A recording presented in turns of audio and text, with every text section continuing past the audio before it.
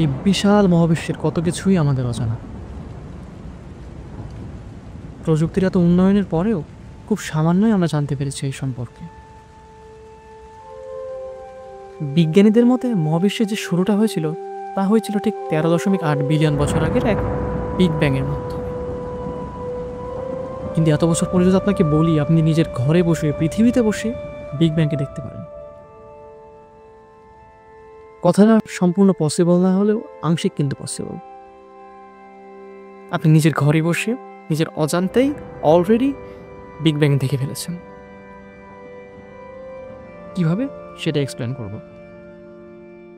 সরাসরি big bang দেখা না গেলে ওই বিগ ব্যাংয়ের সময় থেকে সৃষ্ট কোনো একটা জিনিসকে আপনি ইতিমধ্যে দেখে ফেলেছেন। আমাদের ঠিক আগের জেনারেশনে যে অ্যানালগ বা সাদা কালো যে টিভিগুলো ছিল, ভারী ভারী টিভিগুলো, ওগুলোর মাধ্যমেই আপনি দেখেছেন।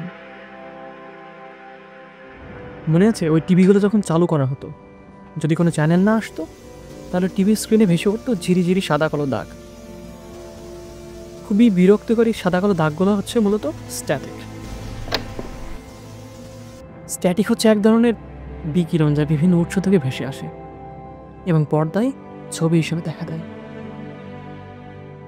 এই বিকিরণগুলোর খুব ক্ষুদ্র একটা অংশ হচ্ছে বিগ ব্যাং থেকে আসে।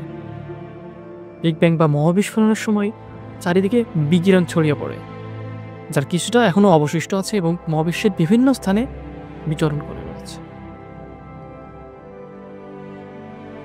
এই বিকিরণকে মূলত বলা হয় কসমিক মাইক্রোওয়েভ। এই কসমিক মাইক্রোওয়েভ যখন অন্যান্য বিকিরণের সাথে টিভির মধ্যে প্রবেশ করে তখনই আমরা দেখতে পেতাম।